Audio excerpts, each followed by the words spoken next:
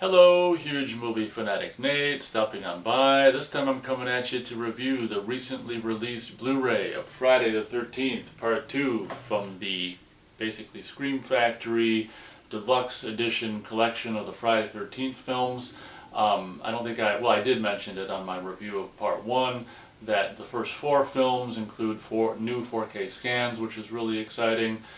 Just like with the first one, you've got the clear case and original North American artwork, poster art, and I think this isn't really the poster so much as it's like the I don't know if there was ever a poster like this, but it was, regardless, it was featured on the VHS and the Laserdisc releases, and the first DVD release, of course. Absolutely classic artwork there. And I guess we'll just show you the back as long as we're talking about artwork. You've got a shot that I don't think I've ever seen before of Ginny and Jason's cabin there, and then of course a classic shot of the campfire scene. So of course the special features on this new release are a new 4K scan from original camera negative, and then the extra features, and they were probably recorded, who knows, for whatever reason they're not on the back here. But you've got 2 audio commentaries, which is really exciting. One with, Amy Steele and that guy who we hear a little too much on this collection, in my opinion, Peter Bracke, and some other guy who did, I don't know, whatever. And then you've got a cast commentary via Skype, we can only assume, which I'm not crazy about, with all kinds of cast members and stuff. I'll put all their names on the screen in red letters because I can't frickin' remember who all did the commentaries on this particular release. But before I talk about the image quality, I will comment on the commentaries, which I did listen to both of them. And the commentary with all of the actors and stuff, because it's just such a low quality and stuff like that, and Skype quality and all this and that, and it just features so many people, was kind of cluttered. At the beginning it felt kind of cluttered, but as it went on, I guess I kind of got used to it. And I guess it was, maybe the idea of it just sounded more cool. I don't know. I guess a big part of the thing I'm not crazy about that big group commentary was just the quality of the Skype audio. And then I think the guy who plays Ted, it seems like he barely talks at all, and it seems like he's got the loudest volume, and it's like it almost sounds like the microphone's like up his nose or in his throat or something, because he'll chuckle about something every now and then, and it'll just be like really loud. So it's like the mixing or whatever, the audio levels of the commentary for everyone is just kind of loud and whatever. The Amy Steele commentary I found to be better, because it's just, when you have a whole big group of people like that, the cast commentary, although it's fun to hear from all of them, it's almost like too cluttered in my opinion. So the Amy Steele commentary was a lot more enjoyable, because it's just 3 people and 1 cast member, the main star of the movie, of course, rehashing her experiences on the movie and stuff, which was really cool. So the commentaries didn't blow my ass away, but the Amy Steele one I found to be more enjoyable than the big cluttered group one. But just because I don't enjoy the big cluttered group one doesn't mean other people won't. I'm just not a big group kind of person in real life anyway.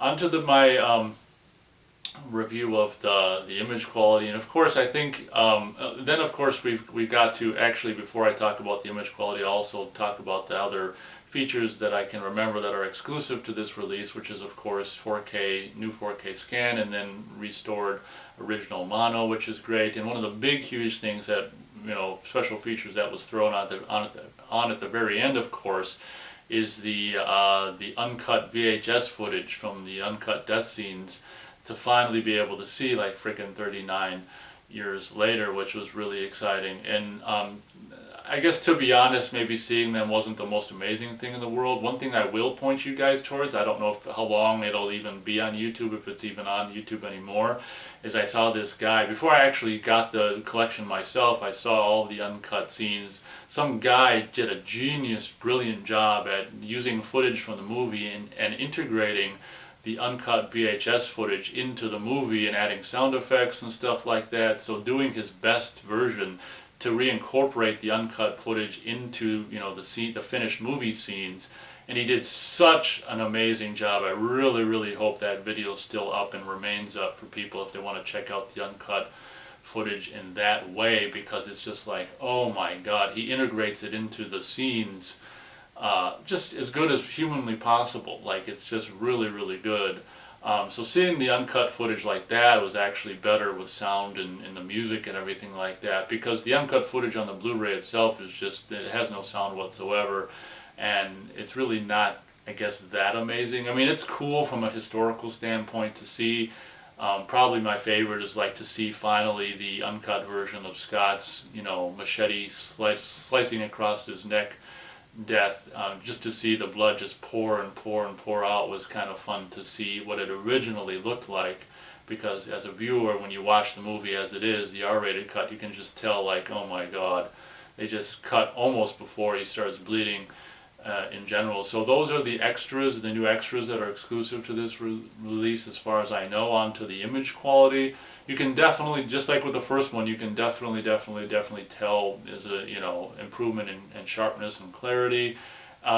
You know, I kind of said this about the original Blu-rays, like, I don't know how they're ever going to look any better than that, and as I'm saying it again, I don't know how they're ever going to look any better than this. Like, part 2 looks really, really great, and I can only assume, I should have tested it, but I can only assume that you know, this release of course features original mono and then the 5.1 audio option if you so choose to listen to that.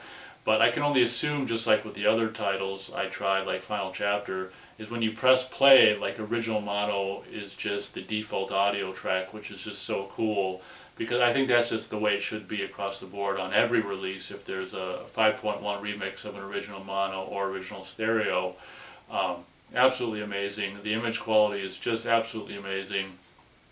Unlike part 1, I almost kind of feel like, you know, I can see myself watching this version moving forward versus the old one. I don't know. I mean, just because I've lived with the Blu-rays of the first Blu-rays of these movies for such a long time, I almost feel like I'm going to be using those, you know, going forward as well as using these. I don't know how I'm going to, you know, watch the movies moving forward.